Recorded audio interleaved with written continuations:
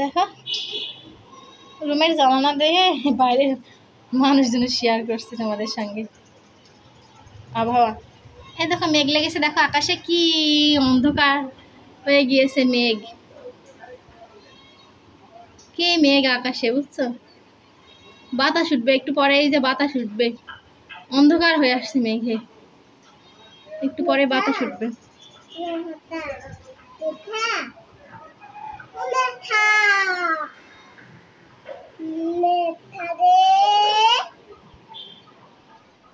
প্রচন্ড মেঘ লেগেছে আকাশে, বুঝছো?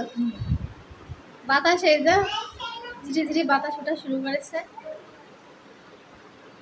আসসালামু আলাইকুম, আশা করি তোমরা যে যেখানে আছো মহান আল্লাহ তাআলার আশীর্বাদে সবাই ভালো আছো, সুস্থ আছো। তোমাদের দোয়া, তোমাদের ভালোবাসা এবং মহান আল্লাহ তাআলার আশীর্বাদে আমরা সবাই ভালো আছি এবং সুস্থ আছি। প্রতিদিনের মতো নতুন একটা ব্লগ শুরু করলাম, আশা করি ভালো লাগবে। ব্লগটি দেখতে দেখতে যদি তোমাদের মনে এতটুকু জায়গা করে নেয়, কোনো অংশ ভালো লেগে যায়, প্লিজ তোমার লাইক এবং শেয়ার করো, প্লিজ চ্যানেলটি সাবস্ক্রাইব করো। যারা সাবস্ক্রাইব করেছে তাদেরকে অসংখ্য ধন্যবাদ, আর যারা সাবস্ক্রাইব করো না তাদেরকে বেশি করে রিকোয়েস্ট করলাম, প্লিজ চ্যানেলটি সাবস্ক্রাইব করো। ফেসবুক দেখো, পেজটি ফলো করো। দেশ এবং দেশের বাইরে যে যেখান থেকে আমাদের ফ্যামিলির একজন হয় আমাদের ব্লগগুলো দেখো, তোমাদেরকে অসংখ্য ধন্যবাদ। আর সেই সাথে রিকোয়েস্ট করলাম, প্লিজ চ্যানেলটি সাবস্ক্রাইব করো, পাশে থেকে সবাই। তো আজকে যে ব্লগ স্টার্ট করলাম সকাল 8:30টার সময় থেকে। এই যে বাতাস উঠছে, বুঝছো? আমি আবার রুম টুম ঝাড়ু দিলাম, ঝাড়ু টাড়ু দিয়ে। আমার শরীরটা ভালো না, ফজরের নামাজ আদায় করে তেলাওয়াত করবো না করে শুয়েছিলাম, প্রচন্ড খারাপ। আমার শরীরে একটু অন্য প্রবলেম হয়েছে, বিছানা যাওয়াতে এক টেনশন, এক সমস্যা, শরীর অর্ধেক শেষ হয়ে গিয়েছে। তারপরে একটু ঠান্ডা জ্বর এইসব হয়েছে, তো এই জন্য শরীর খুবই খারাপ। ফজরের নামাজ আদায় করে শুয়ে পড়েছিলাম, তসবিহ তেলাওয়াত করিনি, কোরআন তেলাওয়াত করতে পারিনি কয়দিন। তো এই দেখো ঝড় বাতাস ওঠা শুরু হলো, কি অবস্থা দেখছো? তো রুম টুম ঝাড়ু দিয়ে নিয়েছিলাম, এই রুমটা অনেক নোংরা হয়েছে। জিসানের রুমে তো জিসান নাই, বুঝছো? পরিষ্কার করে মুছে বিছনা টিছনা গুছিয়ে রেখে দিয়েছি। ওই রুমে আমিও বেশি যাই না, আমি না গেলে তো মোহনা বেশি যায় না, কিন্তু আমার এই রুমে থাকা তো অনেক নোংরা হয়েছে। তো রুমটা পরিষ্কার করে মুছে নিই। বাড়িতে পানি নিয়ে নিয়েছি। আমি আমার রুম মুছতে এটাতে সার্ফ এক্সেল দিব।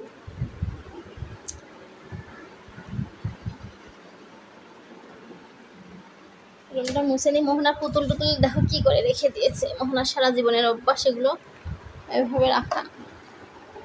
তো আমার আবার রুম মোছার সময়, বুঝছো, আমি আবার করি, সার্ফ এক্সেল দিয়ে পানির ভিতরে সার্ফ এক্সেল গুলিয়ে নিয়ে পরিষ্কার করে মুছি, তাহলে অনেক সুন্দর পরিষ্কার হয়, ময়লা ধুলাবালি যা থেকে উঠে যায়, অনেক সুন্দর চকচক চকচক করে দিচ্ছে।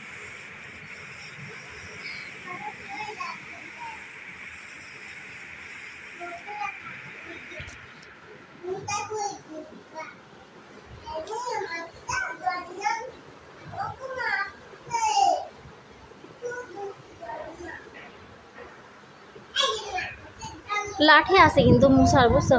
রুমের ভিতরে আমি বেশি লাঠি দিয়ে মুছি না, শরীর ভালো না বেশি, আজকে অত বেশি জোর দিয়ে আজকে মুছবো না। রুমের ভিতরে লাঠি দিয়ে আমি মুছি না, কেন বলো তো? চিপা চাপাই না, ঢোকে না, পরিষ্কার হয় না। মোহনা কলা টলা খেয়েছে আর অনেক নোংরা করেছে, বুঝছো? ওই জন্য রুমগুলো আমি ন্যাকড়া দিয়ে বসে বসে পরিষ্কার করে মুছি। আর ডাইনিং টাইনিং অনেক বড়, তো ডাইনিংগুলো আমি লাঠি দিয়ে মুছি।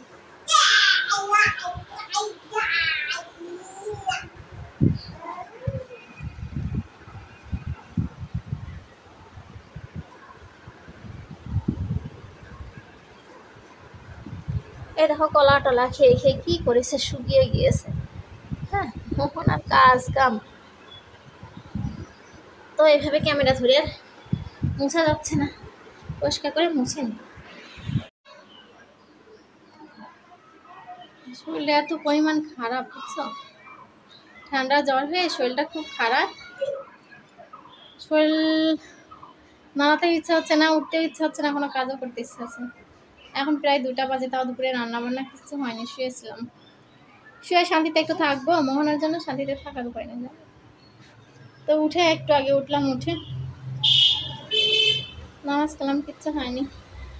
এক গাদা থালা বাসন ছিল, সেই সব ধুইলাম, চাপটাকগুলো ধুইলাম, ধুয়ে রাখলাম। আর করলা ভাত দিয়ে ভাত বসিয়ে দিয়েছি। ফ্রিজ থেকে একটুখানি মুরগির গোশ বের করেছি, ব্রয়লারে 2 পিস আলু কেটে নিয়েছি। আবার এখন বাটতে হবে জানো, একটু জিরা, আদা, পেঁয়াজ, রসুন বেটে তারপর আমার রান্না বসাতে হবে। ফ্রিজে কিন্তু আছে মসুরের ডাউল, কালকে আম ডাউল রান্না করছিলাম, আম ডাউল আছে, আলু ভাজি আছে। এখন খালি গোশ আর মাছ করছে, বুঝছো? তো ওই জন্য মনে করলাম যে গোশ মাছ করছে, একটুখানি গোশ বের করে রান্না করি। ওখানে কেন তুমি এই পাশে বেটা মনি? না না, আমি তো ঝুড়ির ভিতরে লাঠি দিয়ে রান্না করি না। আসো, মশলা বাটবো, দেখি ভাত হয়ে গেছে। মশলা বাটি, চুলা পর তরকারি দিয়ে দিই। হয়ে দেখো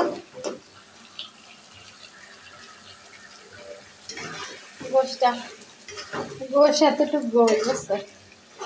কয়টা আলু দিয়ে এটা রান্না বসিয়ে দিয়েছি চুলা পরে।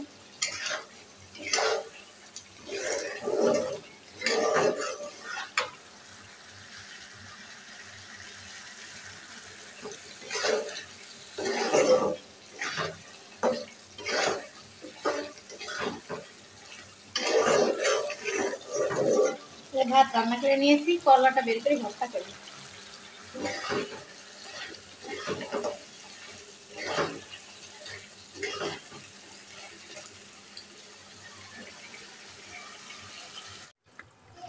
তো এই দেখো করলাটা ভর্তা করে নিচ্ছি, কাঁচামরিচ, পেঁয়াজ, সরিষার তেল, লবণ দিয়ে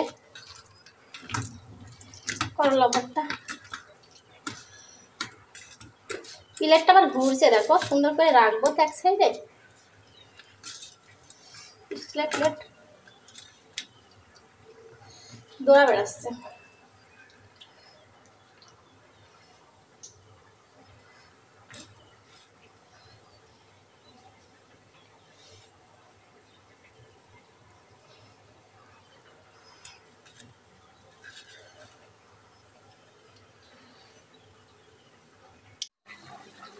তো এই দেখো গোশটা প্রায় রান্নার ভিতরে শেষের দিকে, হালকা হালকা ঝোল থাকে, নামিয়ে নেব।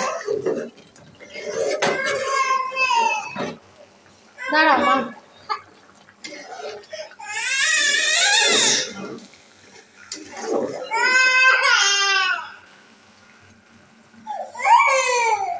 রান্না হয়ে গিয়েছে।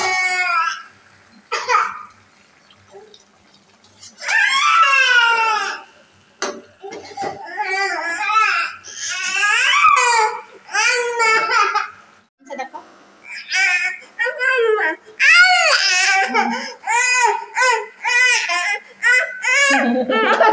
লজ্জা পাচ্ছে, বলো আন্টি, বলো আন্টি, বলো মা, বলো আন্টি, আঙ্কেল, আম্মু আমাকে এখনো খেতে দেয়নি, বলো। খিদা লেগে গিয়েছে, শশা কেটেছি, খোসা মশা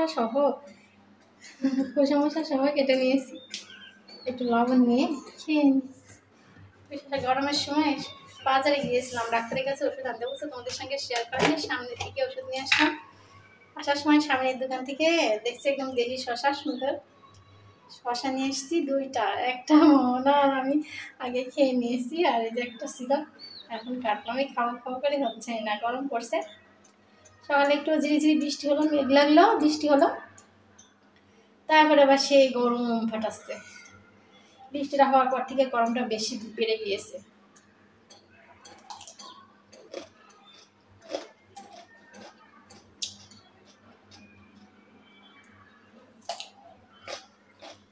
লবণ লাগিয়ে নিয়েছি, ক্ষুধার মুখ দিয়ে কথা বেরোচ্ছে না। ভাত খাবো, পাটি পেড়ে রেখে আসলাম, তাই বলবো তো, পাটি বেড়ে রেখে আসলাম। তরকারি বেড়ে নিয়ে এসেছি, রান্না কমপ্লিট, ভর্তা করে নিয়েছি, শশা কেটে নিয়ে এসেছি, ভাত বাড়বো। কে খাওয়া দাওয়া করে শুভ।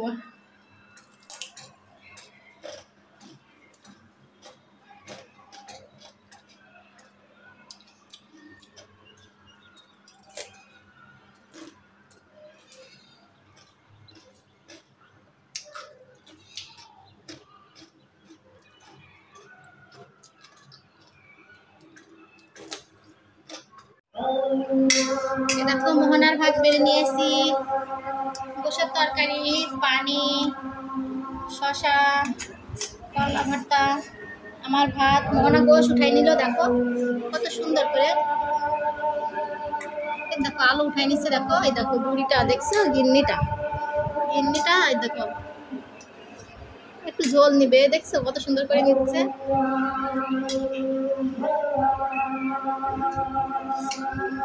হয়েছে মা, হয়েছে। আমাকে দিবা পরে, পরে আমি ভর্তা দিয়ে খাবো আগে, বুঝছো? দাঁড়াও ভর্তা দিয়ে খেয়ে নি। আচ্ছা মা, বিসমিল্লাহির রহমানির রহিম। এই যে শশা, ও বুকটা খেয়ে নিচ্ছে, শুধু বিচিগুলো খেয়ে শশা এইভাবে রেখে দিচ্ছে মোহনা, দেখছো?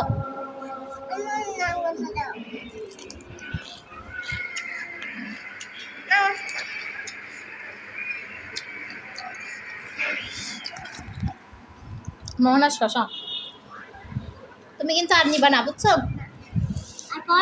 না ওটা আমার। বিসমিল্লাহির রহমানির রহিম। আসরের আজান দিচ্ছে, বুঝছো? দুপুরের খাবার আসরের আজানের সময় খাচ্ছি। বিসমিল্লাহির রহমানির রহিম।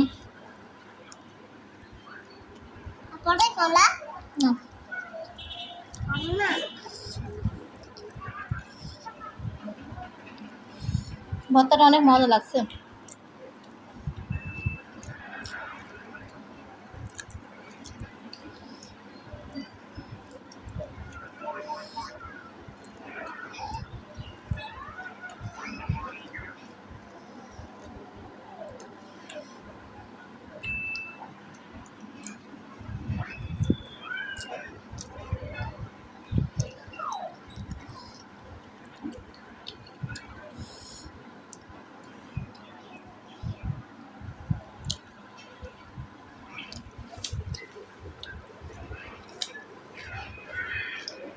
কিভাবে খাচ্ছ মোহনা?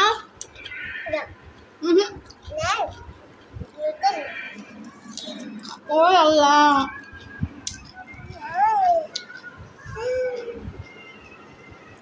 দেখো শশার খালি বুক টুক বিচি খেয়ে নিচ্ছে।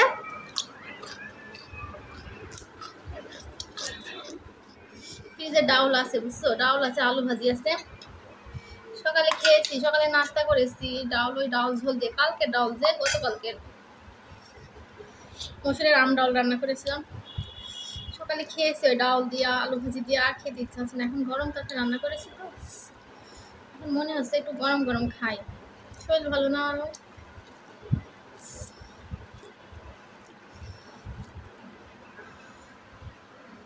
করলা ভর্তাটা খুব মজা লাগছে, আমার করলা ভর্তা এমনি খুব পছন্দ।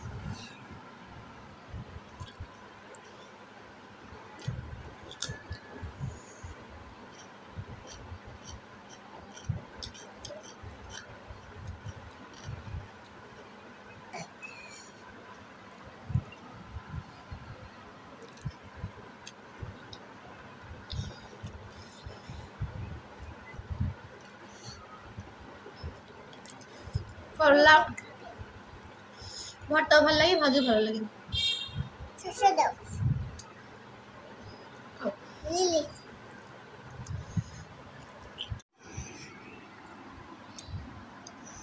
এই দেখো গোশের তরকারিটা নিচ্ছি। হ্যাঁ কি মা কষ্ট নেব এই যে হাড্ডি মাড্ডিলি হাড্ডি তো তুমি খেতে পারো না গোশ তোমার জন্য রেখে দিয়েছি দেখছো কত গোশ রেখে দিয়েছি আর এই যে আমি গলা নিয়েছি বুদ্ধি নিয়েছি বুদ্ধি খেতে পারবা না তুমি ওটা নাও গোশ ওটা রাখো মা গোশ গোশ না বুদ্ধি বুদ্ধি খেতে পারো না তুমি চিমড়ি চিমড়ি তোমার সুন্দর গোশ খাও সুন্দর গোশ খাইলাম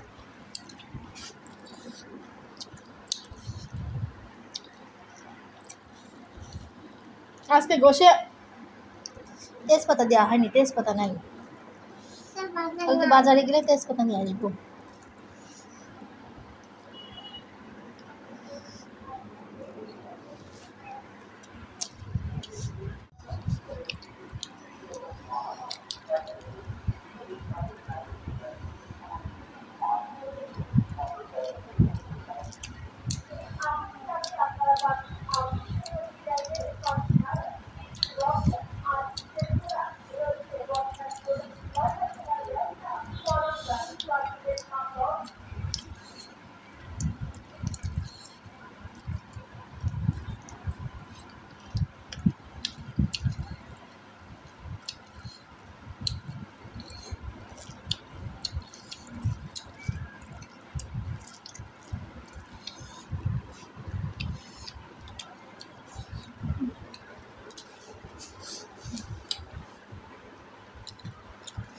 দেশে যাওয়ার আগে থেকে শরীর অসুস্থ হয়ে গেল সুস্থ হলো না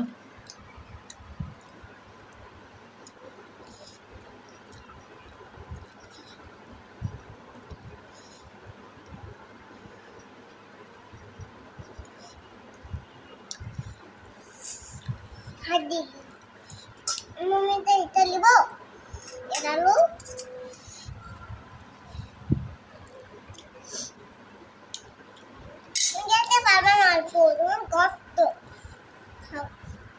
আমি তো খেতে পারবো না হাত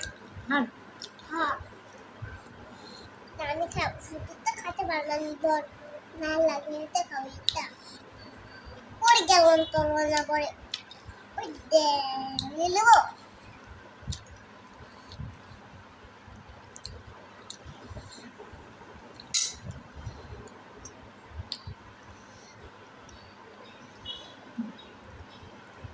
শরীরটা মাতলা মাতলা লাগছে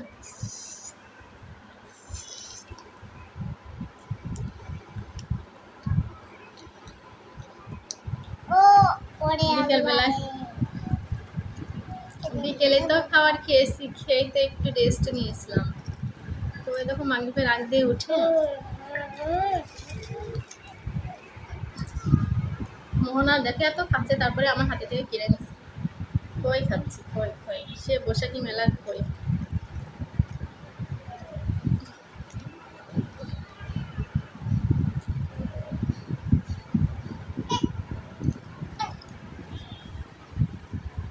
খইগুলো মস্ত মস্ত তো খেতে ভালো লাগে আমরা বলি খই বুঝতে এগুলো যেগুলো তেলের উপর দিয়ে ভাজি ওগুলো পপকর্ন এক জিনিসের কতগুলো নাম ঠিক না বলো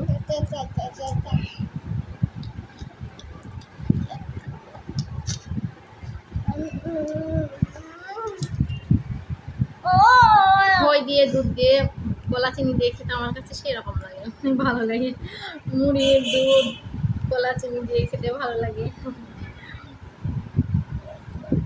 অনেকে আমার এই ধরনের খাবার পছন্দ করে না কিন্তু আমার কাছে খুব বেটার লাগে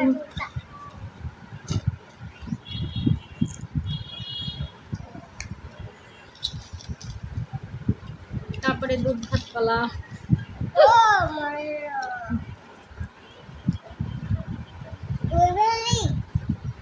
দুধ দিয়ে যে কোনো জিনিস আমার খুব ভালো লাগে মজা লাগে অনেক টেস্ট লাগে